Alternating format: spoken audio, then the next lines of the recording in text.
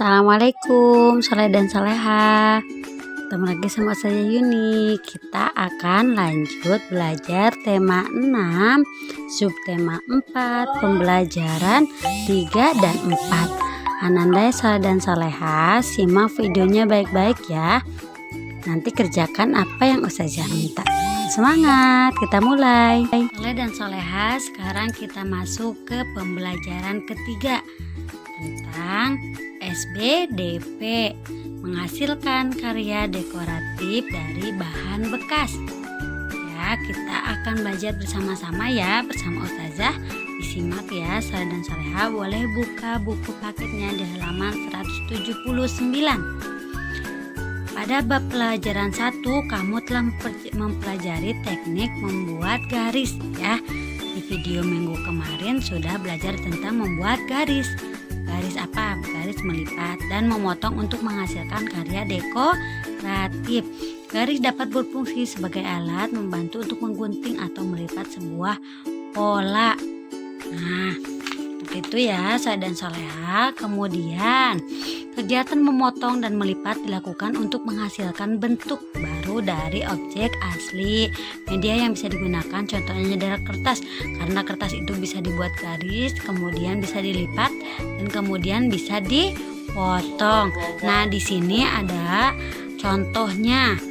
Contoh membuat karya layang-layang bisa menggunakan kertas karton. Bisa dibuat dulu garis, kemudian dilipat dan kemudian dipotong menggunakan gunting. Nah, kemudian dibentuk. Ini di sini ada langkah-langkahnya. Yang pertama, yang kedua, ketiga sampai membentuk layang-layang dan bisa digunakan. Anak-anak bisa lihat di sini ya. Ya, Soleh dan Soleha. Nah, kemudian buka di halaman 181.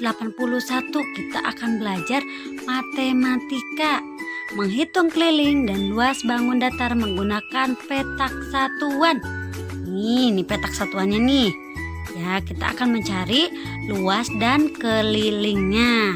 Pada pembelajaran sebelumnya kamu telah mempelajari tentang keliling dan luas suatu bangun datar. Ingat kembali, Soleha. Keliling adalah banyak satuan panjang yang digunakan untuk mengukur panjang tepian bangun datar. Jadi keliling itu banyak satuan. Nah, banyak satuan panjang yang digunakan untuk mengukur panjang tepian bangun datar. Jadi banyaknya satuan panjang. Ingat ya kalau keliling.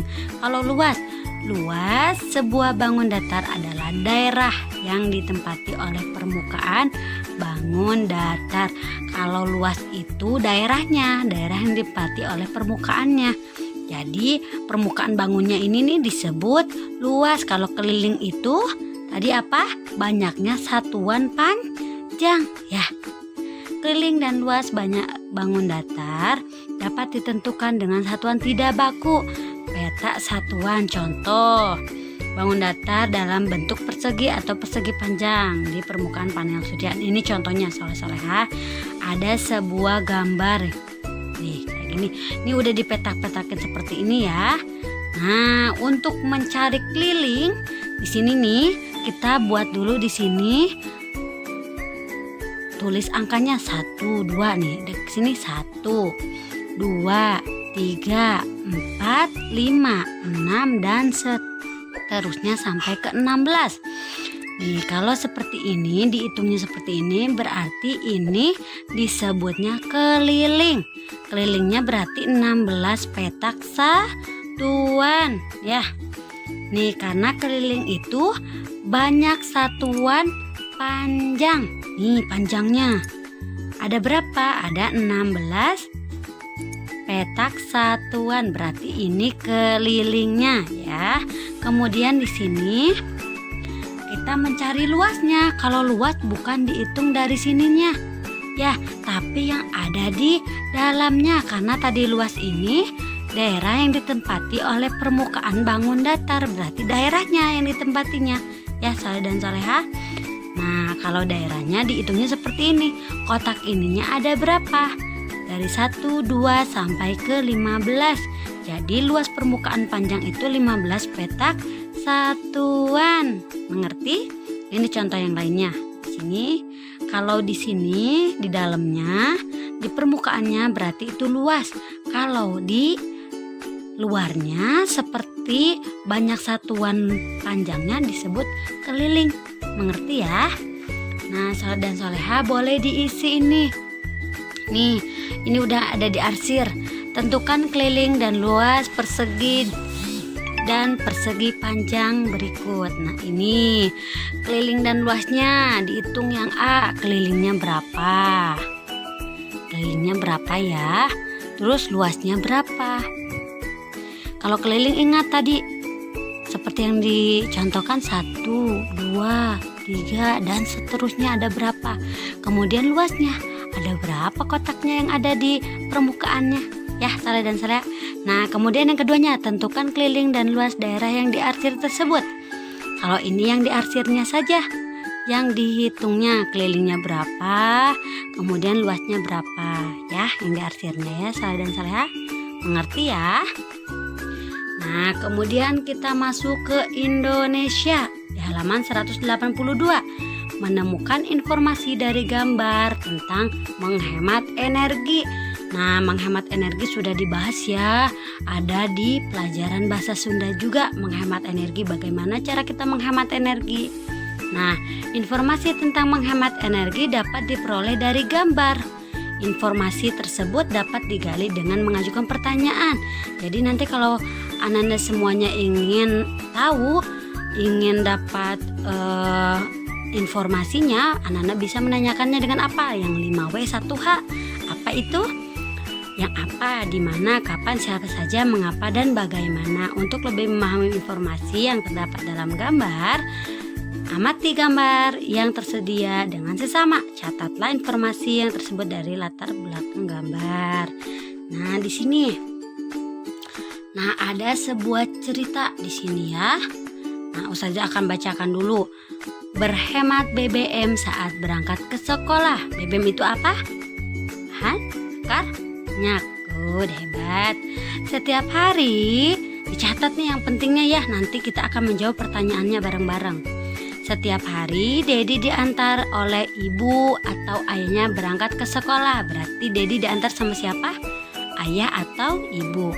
Jarak rumah Dedi ke sekolah cukup jauh jika ditempuh dengan berjalan kaki. Berarti kalau berjalan kaki tidak bisa karena jauh. Oleh karena itu Dedi diantar ke sekolah dengan naik kendaraan apa? Bermotor nih. Kadang-kadang Dedi diantar naik mobil bersama ayahnya. Jadi kalau diantar pakai mobil bersama ayahnya. Sesekali Dedi juga diantar oleh ibu naik sepeda motor. Namun Dedi lebih sering diantar oleh ibu menggunakan kendaraan umum. Naik kendaraan umum merupakan salah satu usaha untuk menghemat BBM. Jadi salah satu cara untuk menghemat BBM itu dengan mengendarai kendaraan umum. Nah, sini Ustazah sudah buat ya. Ini kita jawab bareng-bareng ya. Nah, yang pertama, dari cerita di sini kita akan buat pertanyaan yang tadi, yang 5W1H. Kita akan menggunakan 5W1H. Nah, di sini ada contohnya. Bagaimana Dedi berangkat ke sekolah? Nah, lihat di sini bagaimana tadi diantar ke sekolah dengan naik kendaraan. Siapa yang mengantar Dedi ke sekolah? Tadi siapa? Ada ibu atau ayah. Nah, ini kemana nih? Kemana Dedi diantar oleh ayah? Kemana tadi? Ke sekolah. Apa yang dikendarai ayah saat mengantar Dedi? Berarti apa yang mengendarainya? Mobil. Bagaimana salah satu usaha menghemat BBM? Dengan cara menggunakan kendaraan umum. Jadi dari cerita ini kita bisa mencari informasinya dengan menggunakan pertanyaan 5W1H seperti siapa, kemana, apa, bagaimana, ya seperti itu. Ngerti ya, Nanda dan Saleha? Ditulis nanti di bukunya biar paham. Kemudian di sini kita akan belajar bahasa Indonesia, masih Indonesia ya. Menulis informasi dari teks tentang menghemat energi, sama masih menghemat energi. Pada pembelajaran sebelumnya, kamu telah mempelajari pentingnya menghemat energi dan cara menghemat energi. Setelah mendapatkan informasi yang cukup, kita dapat menulis kembali informasi yang telah kita dapat. Menulis ulang informasi yang dilakukan dengan menandai atau mencatat informasi penting terlebih dahulu. Jadi Ananda nanti kalau misalkan sudah membaca, catat yang penting-pentingnya ya. Nah, kemudian penulisan ulang informasi lakukan dengan menandai atau mencatat informasi yang lebih penting dahulu, baik saat membaca atau sedang mendengarkan ya, Saleh dan Salehah. Jadi setiap paragraf itu ada terdiri dari kalimat utama dan kalimat penjelas. Kalimat penjelas berfungsi untuk memperjelas informasi kalimat utama ya, Saleh dan Salehah. Kemudian juga di sini nih sama ada teks juga. Kita baca juga ya untuk menjawab pertanyaan juga ya, Saleh dan Salehah. Menghemat energi. Nah, ini menghemat energinya. Kita baca dulu. Fitri, Komeng, Dedi, dan Jonas bermain bersama sepulang sekolah. Siapa tadi yang bermain? Fitri, Komeng, Dedi, dan Jonas bermain sepulang sekolah. Fitri dan Komeng pergi bersama ke tanah lapang dengan berjalan kaki. Jadi yang berjalan kaki siapa? Fitri dan Komeng. Dedi dan Jonas bersepeda berboncengan. Berjalan kaki dan bersepeda dapat menyehatkan tubuh. Tubuh menjadi sehat karena bergerak secara aktif. Jadi kalau bermain tradisional itu akan menyehatkan tubuh. Kenapa? Karena tubuh menjadi sehat karena apa? Bergeraknya secara aktif. Jadi hitung-hitung olahraga ya. Berjalan kaki dengan bersepeda juga termasuk upaya menghemat bahan bakar minyak. Jadi nih berjalan kaki juga atau bersepeda itu menghemat apa? Bahan bakar minyak atau BBM. Sesampainya di tanah lapang mereka bermain permainan tradisional bersama. Berarti bermain apa? Permainan tradisional. Bermain permainan tradisional tidak memerlukan energi listrik, betul ya? Tidak menggunakan energi listrik, kita bisa bermain sebebasnya.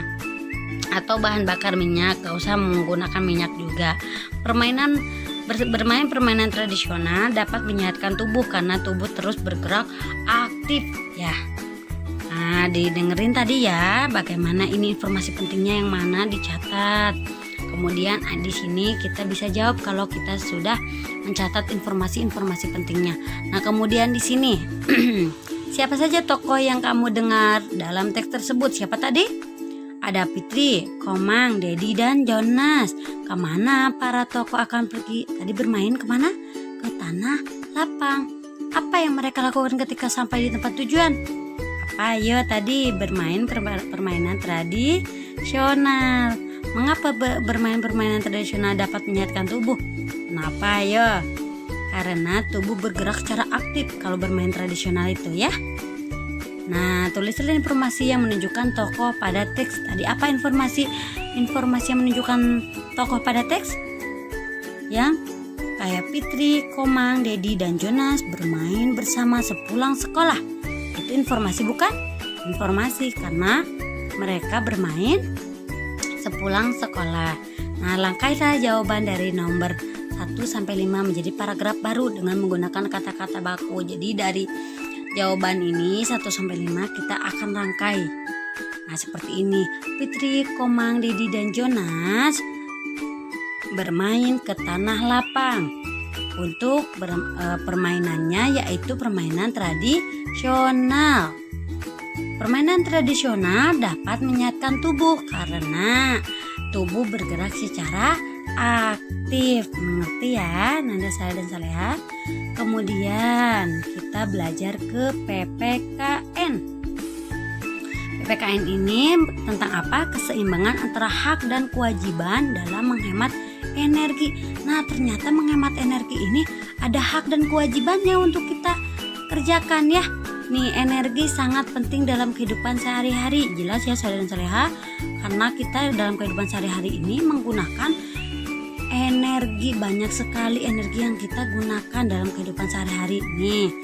Energi yang kita gunakan kebanyakan berasal dari bahan bakar minyak. Seperti motor menggunakan minyak, apalagi banyak sekali yang menggunakan bahan bakar minyak. Ketersediaan minyak bumi kini semakin menipis akibat kebutuhan bahan bakar yang terus meningkat. Jadi kebutuhan bahan bakar manusia itu semakin meningkat. Jadi semakin menipislah ketersediaan bahan bakar minyak yang ada di bumi. Nih, hak dan kewajiban adalah dua hal yang tidak dapat dipisahkan. Ada hak, kemudian ada juga kewajiban ya. Menghemat kesediaan minyak bumi merupakan menghemat kesediaan minyak bumi itu merupakan apa? Kewajiban untuk kita semua, berarti semuanya, bukan hanya kita saja, bukan hanya diri kita sendiri saja, tetapi semuanya manusia yang ada di bumi. Kita memiliki hak untuk memanfaatkan energi, ada juga hak kita untuk memanfaatkan energi. Namun kita juga memiliki kewajiban menghemat energi. Ada hak kita, tetapi ada juga kewajiban kita untuk menghemat energi. Nah, pelaksanaan hak dan kewajiban secara seimbang akan memberikan dampak yang baik. Misalnya, cadangan energi dapat digunakan dalam jangka waktu yang lebih lama.